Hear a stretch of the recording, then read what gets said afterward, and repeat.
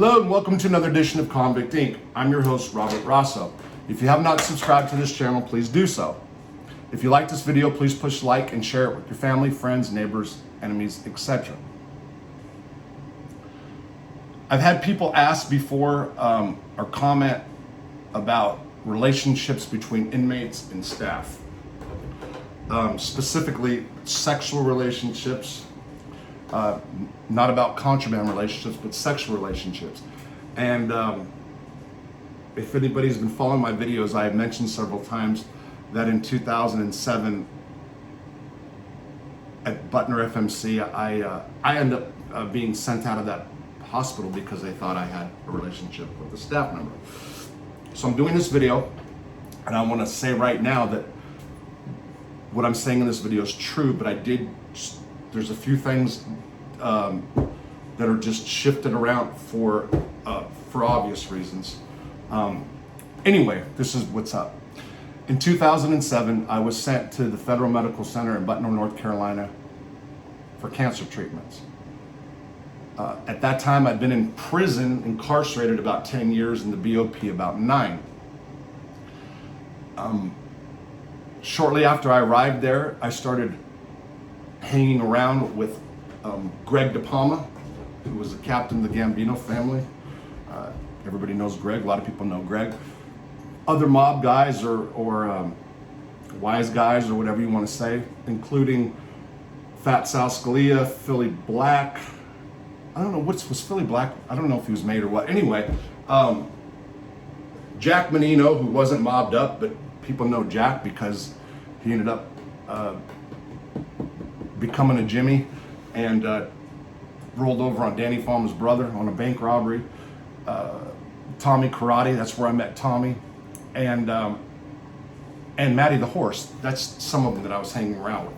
Well, there was a day, some of the things that we used to do together with all these guys is cook. Italians cook, that's what happens. For sure on Sundays, but a lot of times other days too, like Thursdays and Sundays. That was always the thing in my family. Back when I grew up as a boy, my nana used to always cook on Thursdays and Sundays, and that was a big thing.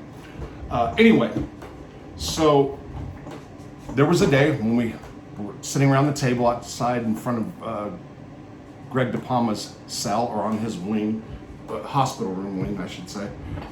Specifically, 4th floor, it would be ABC, so 4th floor D range, I think it was. All the way in the back is that A, B, B, D, I believe. We're sitting around eating. For sure it was Greg, Matty the Horse, Tommy Karate, Sal Scalia, and I know I'm missing a couple people. My back is this way, so you can walk back and forth. These guys are up against the wall, Greg's back up against the wall, and I'm eating, and all of a sudden I hear behind me a female say, "Hey, Mr. D, do you know a guy named Jojo Russo?" And I'm eating, and so I know who a Jojo Russo is, and Greg DePalma, how he was. If you guys know, anybody knew him. Do I know Jojo Russo? Of course I know Jojo Russo, And she goes, "Well, he's upstairs and he wants to see you." And I stopped and I turned around and I said, "Jojo Russo, did he come from Lewisburg?" And she said, "Yeah." And she says, "Do you know him?" And I said, "Yeah, I do." I said, "Jojo Russo, like 54 years old?" But she says, "Yeah, he's upstairs on the 5th floor." Now let me say this. If you don't know anything about the FMC, if you go up on the 5th floor, especially if you come in from a different prison and you're put on the 5th floor, that's not good. The 5th floor is known as a place where people usually go to die. Not always, but and people have made it out of there, but that's really not the place you want to go. If you have cancer or something serious, usually the 4th floor. It's where you start off at. So anyway, I said I know him. She asked me if I wanted to go see him. I said, yeah. Immediately, Greg, Tommy Karate goes and grabs the wheelchair. DePalma was in a wheelchair. And this nurse said, "You come with me." Well, At the FMC, there's elevators. So that's the inmates use the elevators from floor to floor. That's how you get around. It's like a hospital. It's like being locked in an actual hospital. That's the feel of it. So there's also elevators that are staff elevators that only staff members use, or some inmate orderlies. Just depends. Well, where she took me was up the staff elevators. When we got in the elevator, the first thing that hit me was the smell. Girly smells, girl smells, female smells. Shampoo, perfume, deodorant, whatever, nail polish, all of it. It was just like overwhelming my senses. You know, it was like there was like fruity smells and flowery smells, and it was like whoa. And then I looked at this girl's eyes, and she had like the most beautiful eyes. And it was like there was like a moment when I looked at her, and there was like this, you know, like the little angel singing, whoa, like, you know, like when you see that person that you like fall for. That's what happened. Now, I had a life sentence, life without parole. And let me tell you, I was always really down on anybody, any guy that was in a relationship with a long sentence. Even guys that were married. Like I was really, really hard on guys. Like if you go to visitation with your wife and you had like, let's say 15 years, you know, how did he taste? Did you kiss your wife? Yeah, how did he taste? You know, I would say stuff like that. I was tough. It's just whatever. That's how I was. Anyway, this nurse brings me up, and sure enough, there is Jojo Russo. Jojo Russo, also the nephew of Carmine Persico, who was the head of the Colombo family. It was his nephew. His father was Andrew Mush Russo. Mush, yeah, or they call him Fat Man too, was it? Or sometime Andrew Russo's son. And Jojo Russo was the captain of the Colombo family. I was in Lewisburg with him, and we were. I'm not going to say we were close. We were good friends. Yeah, I can say close. But a few months before I left, or it was the month before I left, me and Jojo had a falling out. The falling out had to do with the way I saw him treat Joe Monte. Joe Monte was a soldier in the Colombo family. In the prison, in the unit, people would like say that's Jojo's do boy. Joe Monte's older. He was like in his 70s. Jojo was in his 50s, 54 to be exact. And I've seen Jojo, you know, scold Joe Monte before, but I walked in and there was a little bit more than scolding going on, and I got upset. And you know, Jojo basically said, like, don't mind your own business. And then I snapped back, and then Joe Monte ultimately came to my cell and like told me like to stay out of that business. That was their business. Anyway, I just didn't like what I saw. That's what it comes down to. When I left Lewisburg, I said goodbye to a lot of people. I did not say goodbye to Jojo. I really hadn't talked to him since that day when that incident happened. And there I was walking into his room, and what I saw just shocked the hell out of me. And it was a guy who was obviously not doing good. He had kidney cancer, forgot what type. And when I saw him last, as a matter of fact, I believe it was on the yard, and he was doing lifting weights or something. Jojo worked out every day. He had a good build. He was about health and exercise. So to see this guy that's like a shell of his former self, it was just shocking. And I knew something that I knew he was like bad.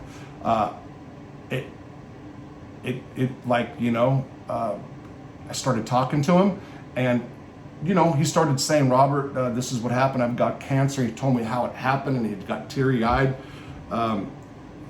You know, basically, he didn't say the words, I don't want to die, but that's what it was like.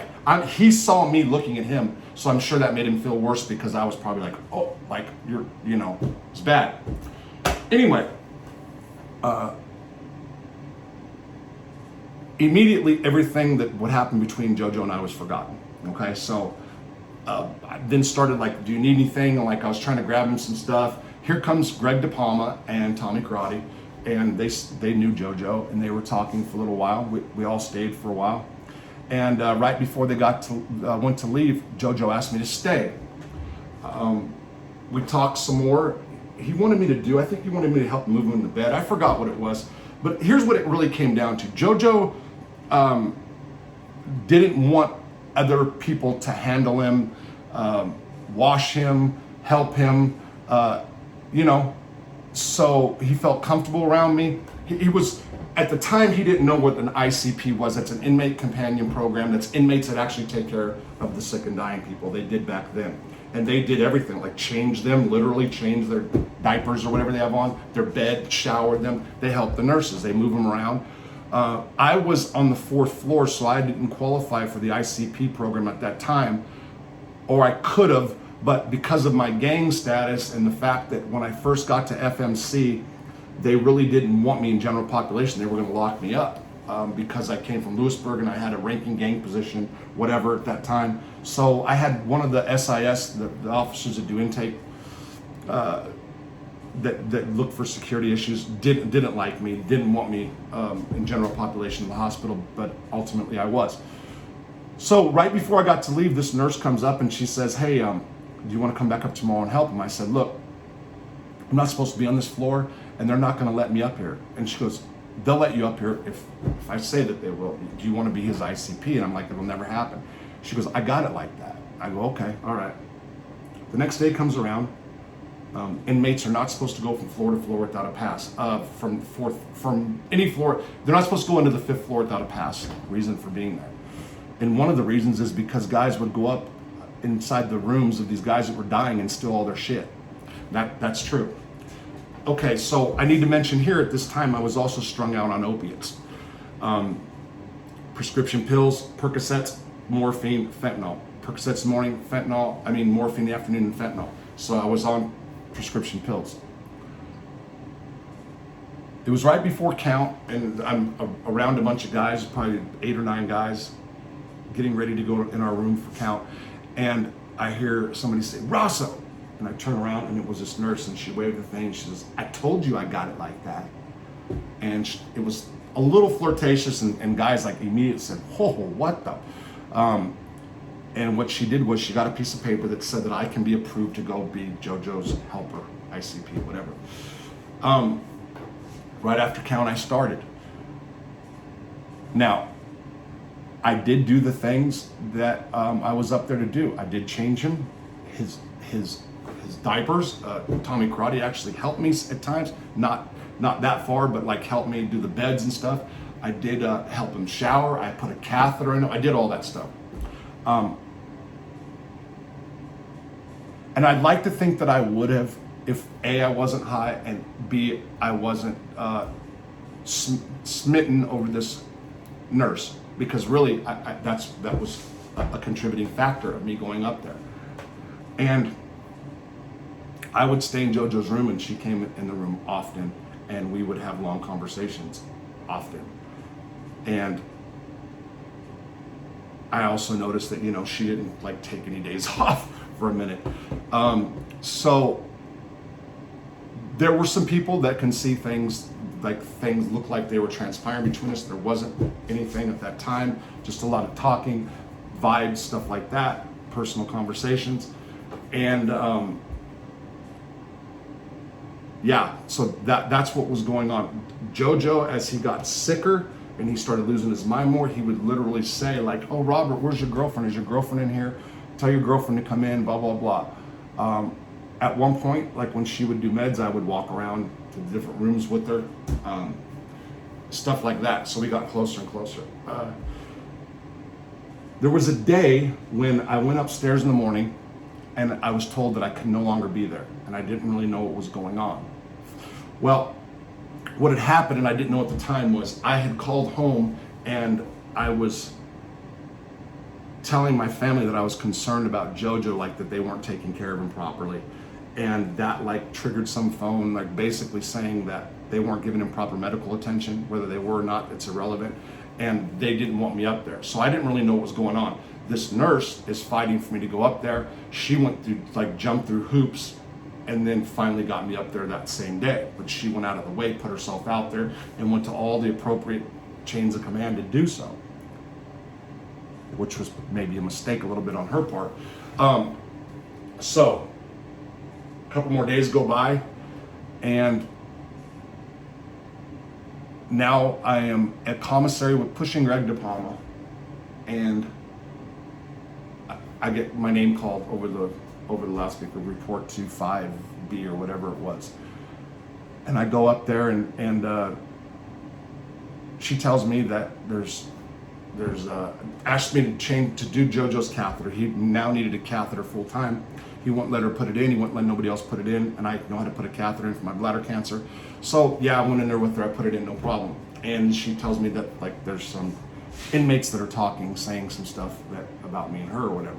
Now that's common. If anybody sees a guy talking to a female staff, usually start gossiping. That's it. We're in prison. That's what happens. And you know, I like even said, hey, I think I should come up here less because I don't want her to like get in trouble. And again, nothing was going on at this time. So I realized I started really catching feelings for this girl. And I got in my head, what do I mean by that? I had a life sentence and I'm high on opiates, okay? So now I'm getting like, oh, I'm falling for, but there's nothing that can ever happen because I have a life sentence and has a family, and this can never be, and it doesn't matter what's feeling here. Like I started being like a pussy. I did. Yeah, like really started like to fall in love, like, you know, and like not taking it really for what it was. It was a moment in time. I was an inmate. She was in the hospital, and she was a nurse, whatever. So, not only did she not pull back, she started doing some overtime. So Jojo Russo, from the time he got there to the time he left, he was there for 17 days before he died. I think it was like on the 16th day in the morning. It was a weekend morning. I went upstairs, and one of the nurses says, hey, so-and-so, this nurse's name, wants to see you just around the corner, blah, blah, blah. I walked into the back room, what was a closet area. There's cameras all over the hospital, except for certain rooms. And there wasn't a camera in this room. When I walked in, she said, hey, can you grab that box over there, blah, blah, blah. I went to go grab it, and she pulled up on me and kissed me. and went to feel me, I should say. And me, my eyes went wide, and I said, I can't.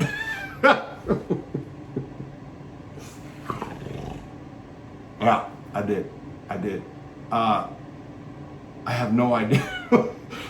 I was in, like I said, I was in my head, I was in my feelings, I was being a pansy, and like, it was like, I can't because this could never be. I didn't say those words. I like ran out like a broad. Like I literally left. Like shocked, whatever. I have no idea to this day. I look back, I'm like, what a fucking idiot I am. But that's what happened. And the following day, was it the following day? I get locked up for a dirty urine. They did not lock me up in the SHU. They locked my cell, my room. They put me in an isolation room. Usually where people have like chicken pox or some kind of, you know, something that can spread. They locked me in one of these rooms. And she tried to come in a couple times, whatever. And I ended up staying in that room locked in for like 50 or 60 days. The day that I got off, the door opens, and as soon as the door opens, here she came. She was like right there. But what happened was there was a guy named Victor Bucci that was in my room first. And when she saw him, she spun around. She's basically trying to get my attention. I didn't know what was really going on. She went outside and she was talking to one of the officers. She kept looking back nervously. I didn't know what was going on. And a few minutes later, here they come, and SIS came and they said, I gotta go. They're moving me. Somebody had said something or that I was too close to this girl. And and they moved me out of the hospital for allegedly being too close to a staff member, whatever. And that's what happened. That's what they did. Years later, I saw her at Butner FCI 1, not much conversation. Probably embarrassed. Right? Like I've never, people that know me on the street, especially like my exes, they're probably not going to believe the story.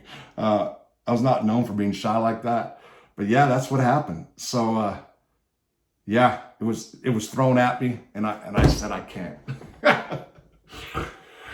And that, my friends, is the story for the day. And there it is. It is what it is.